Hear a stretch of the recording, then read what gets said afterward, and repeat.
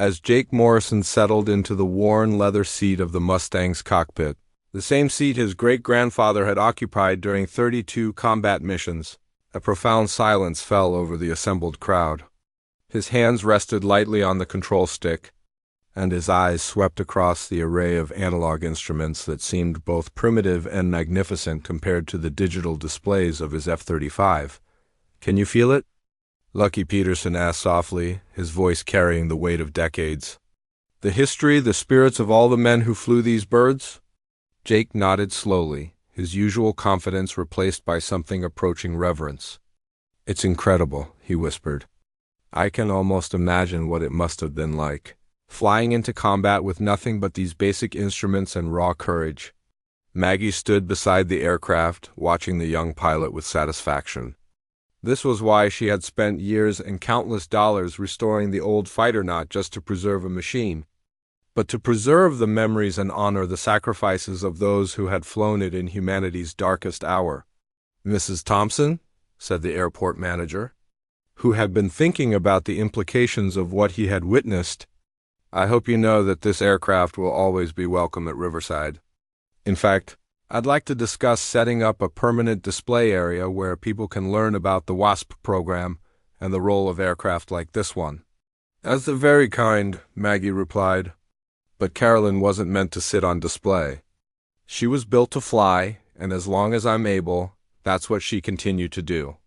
Lucky laughed, the sound carrying both joy and admiration.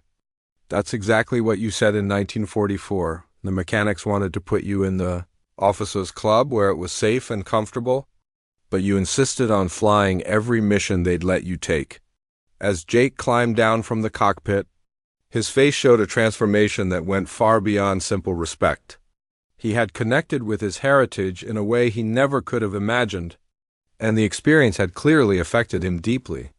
"Mrs. Thompson," he said formally, "I would like to ask your permission to do something." "What's that, son?" "I'd like to arrange for my squadron to meet you and hear your story. We have young pilots who need to understand where they came from, who need to know about the sacrifices that made their careers possible. Would you be willing to speak to them?" Maggie smiled, pleased by the request. "I'd be honored, Jake. The WASP story is one that needs to be told. Too many people have forgotten about the women who served." One of the other younger pilots, who had been quietly listening to the entire exchange, stepped forward. "Ma'am, I have a question. After the war ended, what happened to the WASP? Did you continue flying?" Maggie's expression grew slightly sad. The WASP were disbanded in December 1944, before the war even ended. The government decided they were no longer needed. Most of us went back to civilian life, but many of us never stopped flying. I became a commercial pilot, then a flight instructor, and eventually started my own charter company. But it wasn't until 1977 that the WASP were finally recognized as military veterans. 33 years later, Lucky added, shaking his head.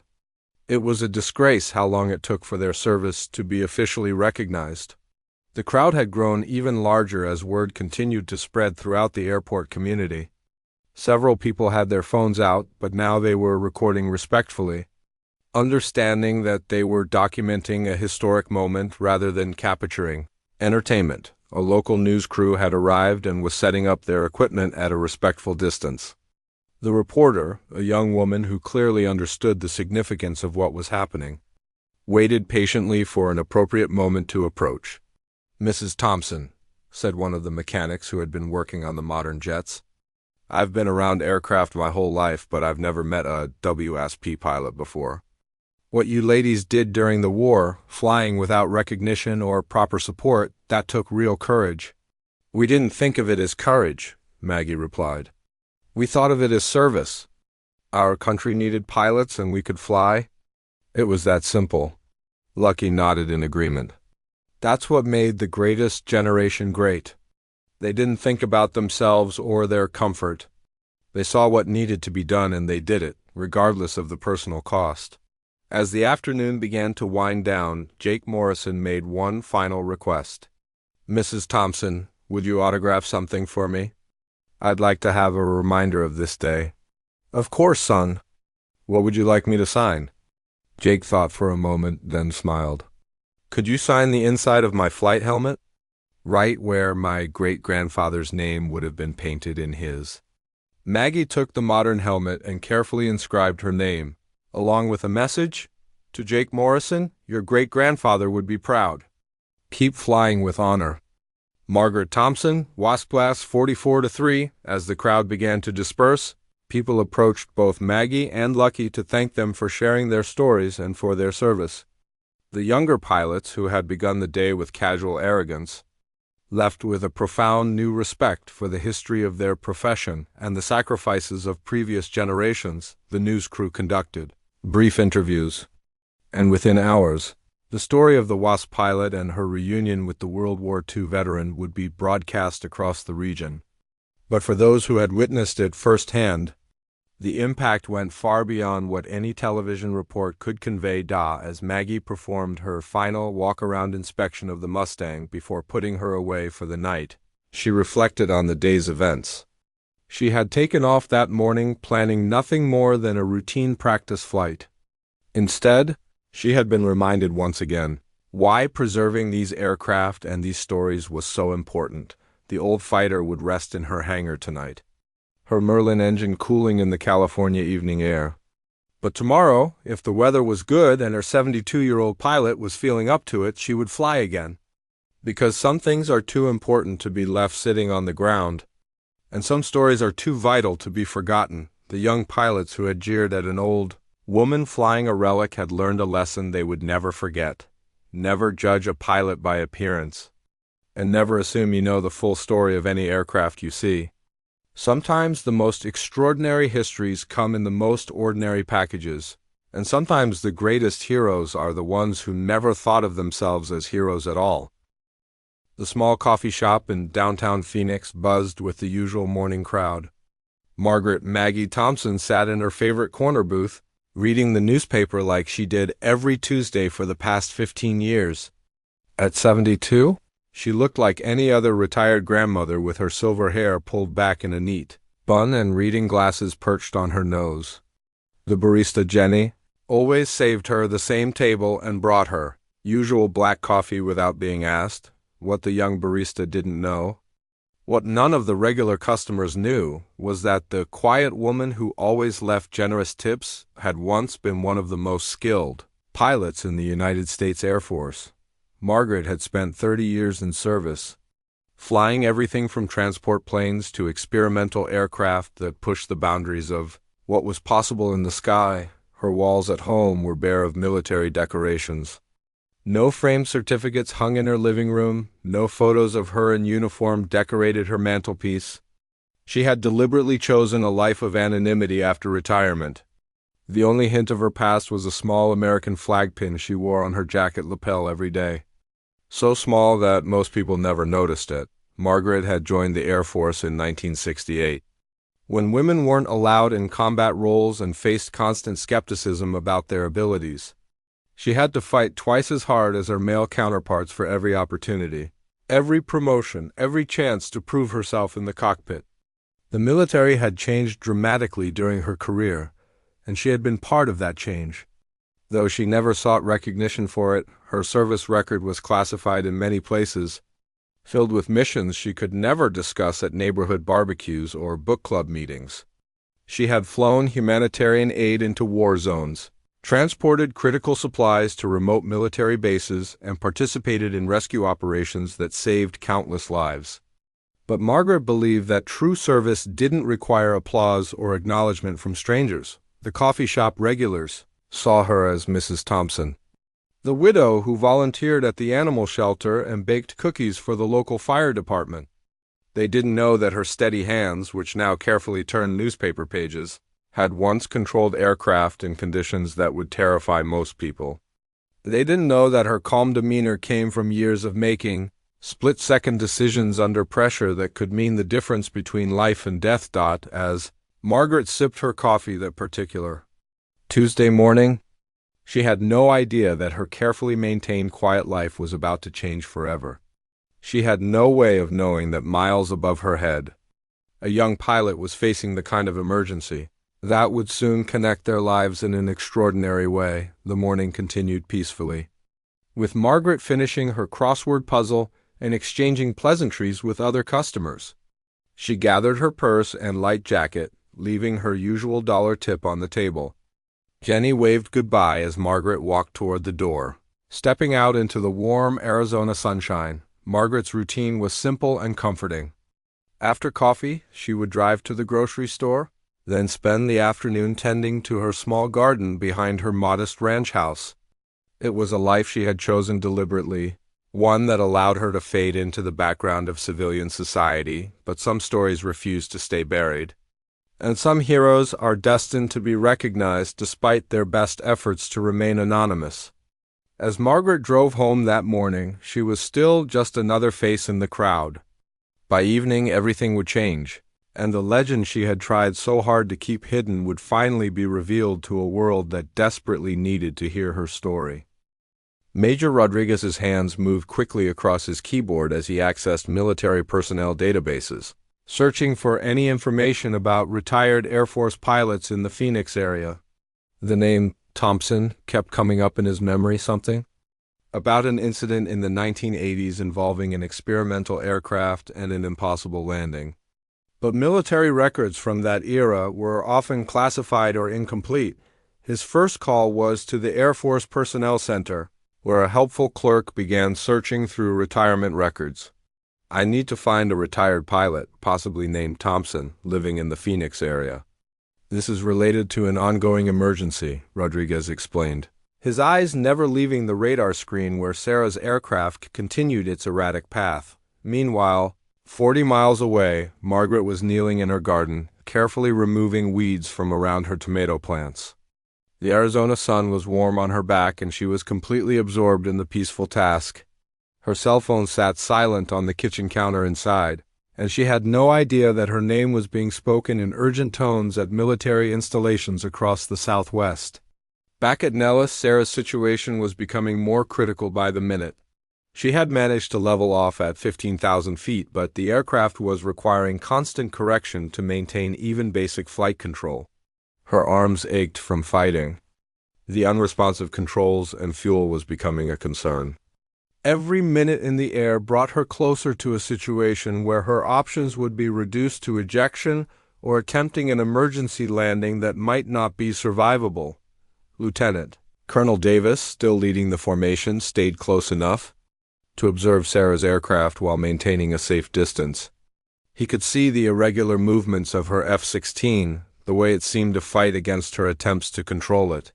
His own training told him that Sarah was doing everything right, but that might not be enough. Major Rodriguez finally got a breakthrough. When he reached Colonel Janet Morrison at the Air Force Historical Research Agency. "Thompson," she said immediately when he described what he was looking for. "Margaret Thompson. She retired in 1998 with the rank of colonel, incredible pilot.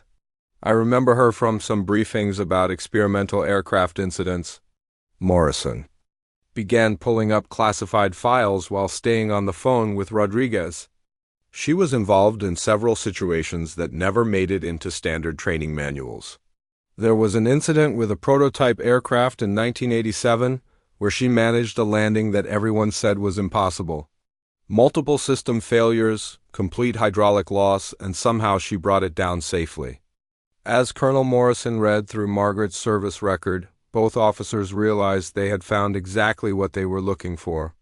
Margaret's experience included not just the experimental aircraft incident, but numerous emergency situations involving hydraulic failures, electrical problems, and aircraft control issues that went beyond standard training scenarios.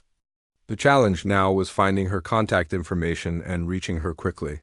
Margaret had deliberately kept a low profile in retirement, with an unlisted phone number and minimal digital footprint.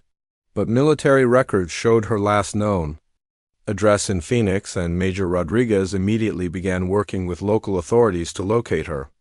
At that moment, Sarah's voice came over the radio with increased urgency. The aircraft's condition was deteriorating further, and she was having difficulty maintaining altitude. The clock was ticking, and everyone involved knew that conventional solutions might not be sufficient for the unique combination of problems she was facing. Major Rodriguez made the decision to send a patrol car to Margaret's address, while simultaneously trying to reach her through every possible channel. He didn't know if this retired pilot would be willing or able to help, but he knew that Sarah needed every possible advantage to survive what was shaping up to be one of the most challenging emergencies in recent Air Force history. As the search for Margaret intensified, she remained blissfully unaware in her garden, focused on the simple pleasure of nurturing plants under the warm Arizona sun. But her peaceful afternoon was about to be interrupted by a call to service. That would remind everyone why some heroes never truly retire. The doorbell rang just as Margaret was washing the soil from her hands at the kitchen sink. She dried them on a dish towel, wondering who could be visiting on a Tuesday afternoon. Through her front window, she could see a Phoenix police patrol car in her driveway, which immediately caught her attention. Her first thought was that something had happened to one of her neighbors, Officer Michelle Santos stood on Margaret's front porch, holding a piece of paper with information that Major Rodriguez had hastily provided. She had been briefed that this was related to a military emergency, but the details were limited. All she knew was that they needed to reach this woman urgently for consultation on an aircraft crisis. Margaret opened the door with a polite smile, though her expression grew concerned when she saw the officer's serious demeanor. "Mrs. Thompson?" Officer Santos asked. "I'm Officer Santos with Phoenix PD. We have an urgent request from Nellis Air Force Base. They need to speak with you immediately about an aircraft emergency." The words hit Margaret like a physical blow. Her mind raced through possibilities as she invited the officer inside. It had been over 20 years since anyone from the military had contacted her, and she couldn't imagine why they would need her now. "Is someone hurt?" she asked, her voice steady despite her racing heart. Officer Santos explained what little she knew about the situation while helping Margaret establish contact with Nellis Air Force Base. Within minutes, Margaret found herself on the phone with Major Rodriguez, who quickly briefed her on Sarah's emergency. As he described the multiple system failures and control problems, Margaret's demeanor began to change. The grandmother, who had been peacefully gardening just minutes earlier, was transforming before Officer Santos's eyes. Margaret's voice became crisp and professional as she asked detailed questions about the aircraft's condition, the specific nature of the hydraulic failures, and the pilot's current situation. Her questions revealed a depth of technical knowledge that surprised the young officer. Major Rodriguez quickly realized he had found exactly what he was looking for. Margaret's questions were precise and informed, cutting straight to the heart of the technical issues that were making Sarah's aircraft so difficult to control. She understood systems and interactions that weren't covered in standard pilot training, knowledge that came only from years of experience with unusual situations. "Put me through to the pilot," Margaret said after gathering the basic information. "I need to hear directly from her about what the controls are doing." Her tone carried an authority that decades of retirement hadn't diminished, and Major Rodriguez didn't hesitate to comply. Meanwhile, Sarah continued to fight her deteriorating aircraft at 15,000 feet. Fuel was becoming a serious concern, and she was rapidly approaching the point where her options would be severely limited. When Major Rodriguez's voice came over the radio announcing that they had located an expert consultant, Sarah felt a glimmer of hope. "Captain Mitchell," came a new voice over the radio, clear and confident. "This is Colonel Margaret Thompson, retired. I understand you're having some control issues with your aircraft. Can you describe exactly what the stick is doing when you try to make corrections?" Sarah was surprised to hear a woman's voice, but there was something reassuring about the calm, professional tone. She began describing the aircraft's behavior in detail, how the controls felt sluggish in some directions but oversensitive in others, how the aircraft seemed to want to roll left no matter what she did with the stick. Margaret listened intently to every word, her mind working through the technical implications of what she was hearing. She had experienced similar situations before, had felt the same combination of control problems in aircraft that were on the edge of being unflyable. More importantly, she remembered techniques for managing these situations that weren't in any manual. As Margaret asked more detailed questions about the aircraft's behavior, both Sarah and the controllers at Nellis began to realize they were dealing with someone extraordinary. Her questions revealed an understanding of aircraft systems and flight dynamics that went far beyond standard knowledge. This wasn't just another retired pilot offering advice. This was someone who had been in similar situations and survived them. Margaret's transformation was complete now.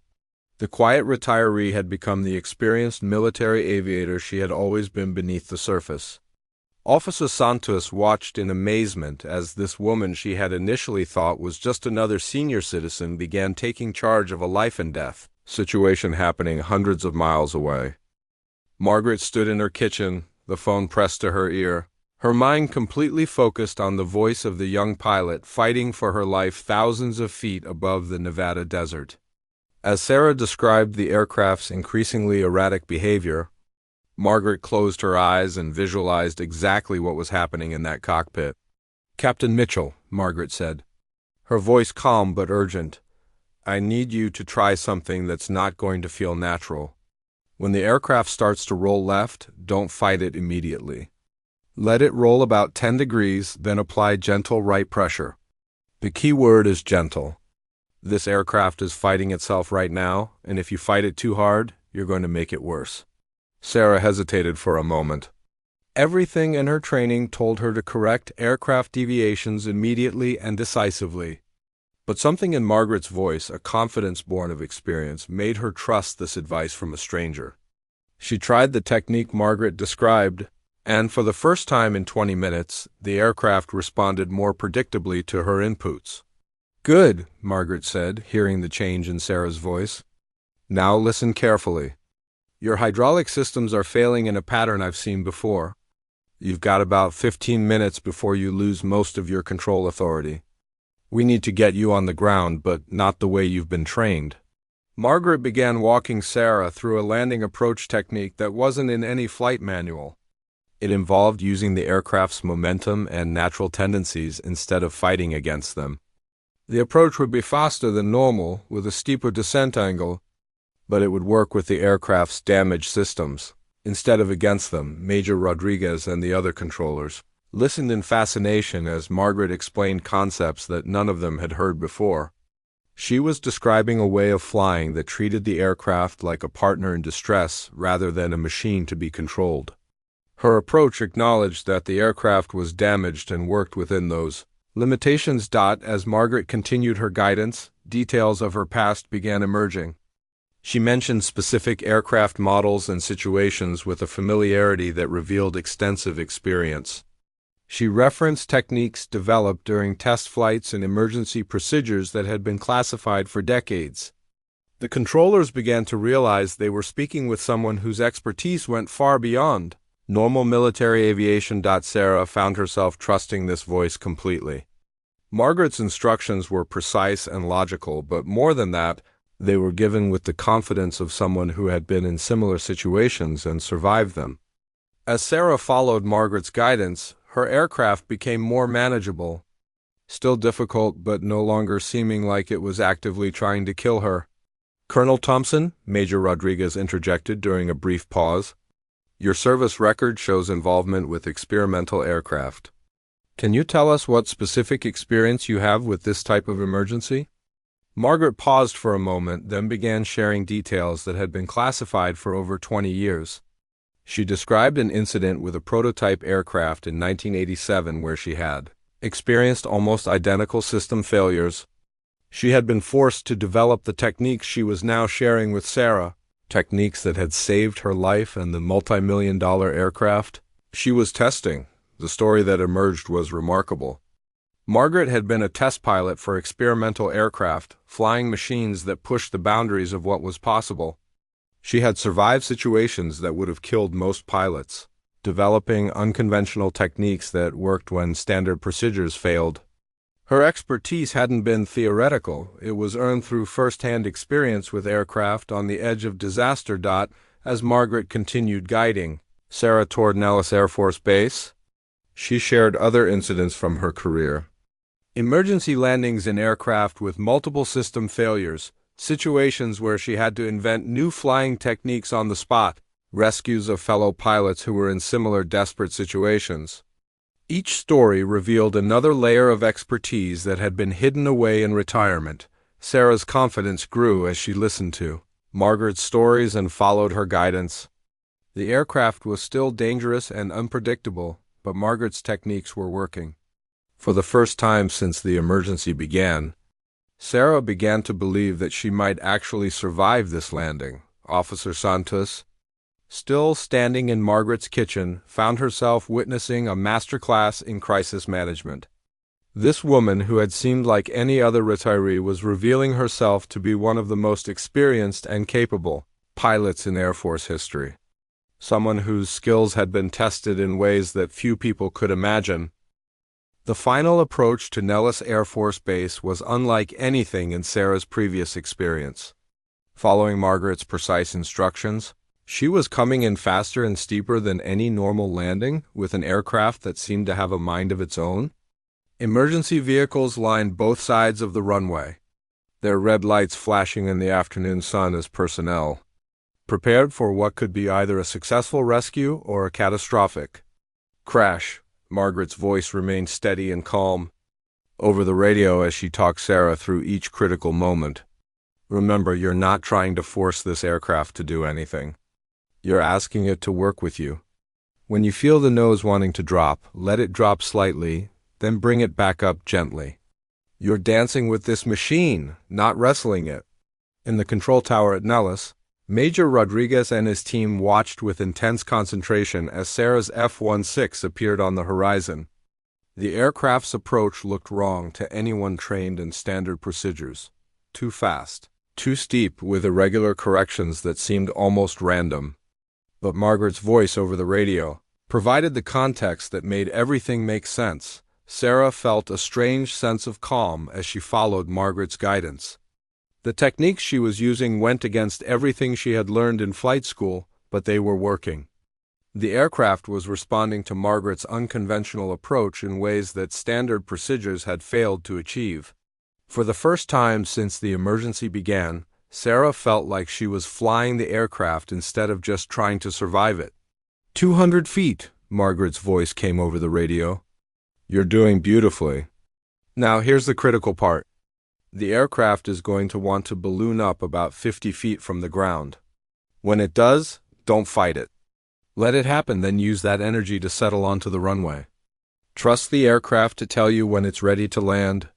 The final moments of the approach seemed to happen in slow motion. Sarah watched the runway growing larger below her as the aircraft descended faster than she had ever experienced in a controlled landing. The emergency vehicles tracked alongside her approach path. Ready to respond to whatever happened in the next few seconds, Margaret continued her guidance right up to touchdown, her voice never betraying any anxiety about the outcome. She had been through this before, had felt the same uncertainty and fear, had learned to trust techniques that seemed impossible until they worked. Her confidence transmitted itself to Sarah, who found herself executing the landing with a precision that surprised even her. The F-16 touched down hard but safely, the main landing gear absorbing the impact as Sarah applied brakes and let the aircraft roll out along the runway. Emergency vehicles immediately raced toward the aircraft, but it quickly became clear that their services wouldn't be needed. Sarah had successfully landed what many would have considered an unflyable aircraft. As Sarah brought the F-16 to a stop, her hands shaking with adrenaline and relief, she heard Margaret's voice one final time over the radio. Outstanding job, Captain Mitchell. You flew that aircraft exactly the way it needed to be flown. I'm very proud of you. The emotion in Margaret's voice was unmistakable, and Sarah realized that she had just been guided to safety by someone extraordinary. As ground crew surrounded her aircraft and began the process of helping her exit the cockpit, Sarah knew that she owed her life to a woman she had never met. Someone whose expertise had made the impossible seem routine. In the control tower, Major Rodriguez and his team stood in stunned silence for a moment before erupting in cheers. They had just witnessed something remarkable, not just the successful landing of a severely damaged aircraft, but the emergence of a hidden legend who had revealed herself when she was needed most, back in Phoenix. Margaret set down the phone with trembling hands. Officer Santos, who had listened to the entire dramatic conclusion, looked at her with amazement. This woman who had been gardening just an hour earlier had just saved a pilot's life, using techniques that seemed to come from another era of aviation.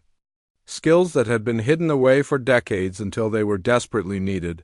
Margaret sank into a kitchen chair, the adrenaline finally catching up with her. For the first time in over 20 years, she had been a pilot again, using skills and knowledge that she had thought were buried in the past.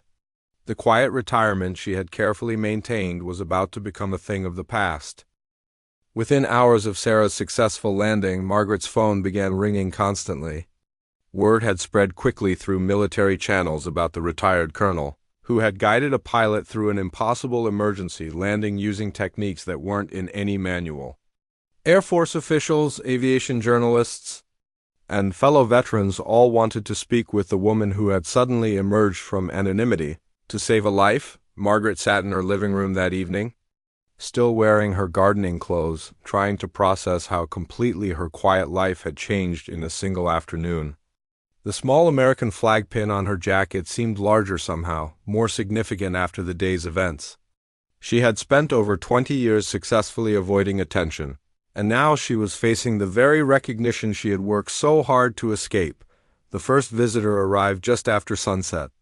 A staff car pulled into Margaret's driveway, and Brigadier General Patricia Williams stepped out, carrying a folder thick with documents. General Williams had driven from Phoenix Sky Harbor Airport immediately after flying in from Washington, D.C., determined to meet the woman whose expertise had prevented a tragedy. As Margaret invited the general into her home, she realized that her carefully maintained anonymity was permanently over.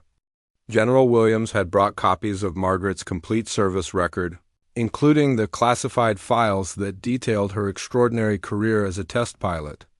The folder contained documentation of incidents that Margaret had never discussed with anyone, situations that had been too sensitive for public knowledge.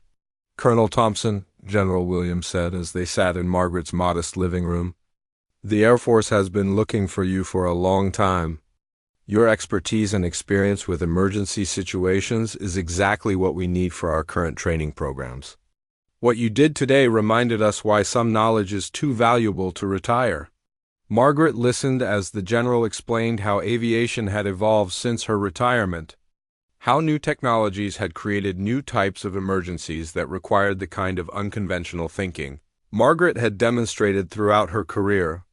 The techniques she had developed through trial and error could save countless lives if they were properly documented and taught to current pilots. Meanwhile, at Nellis Air Force Base, Sarah was completing the post-incident interviews that followed any major emergency. As she described Margaret's guidance to investigators, she kept emphasizing how different the techniques were from standard training. Margaret had approached the emergency with a philosophy that treated the aircraft as a partner rather than an adversary. Working with its damaged systems, instead of fighting against them, the investigative team was fascinated by Sarah's account. They had never heard of some of the techniques Margaret had described, and they immediately began researching Margaret's background to understand where such knowledge had come from.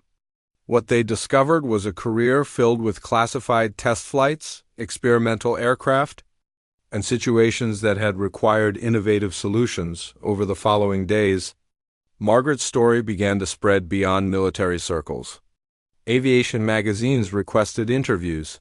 Documentary filmmakers called about potential projects, and she received letters from pilots around the world who wanted to learn about her unconventional techniques. The quiet retirement she had cherished was rapidly becoming a thing of the past, but the most meaningful recognition came from an unexpected source. Sarah drove to Phoenix the following weekend, determined to meet the woman who had saved her life. When Margaret opened her door to find a young Air Force captain in dress uniform standing on her porch, both women were immediately moved to tears. Sarah had brought something with her, a framed photograph of her F-16 safely on the ground at Nellis, signed by every member of the control team that had witnessed the emergency landing.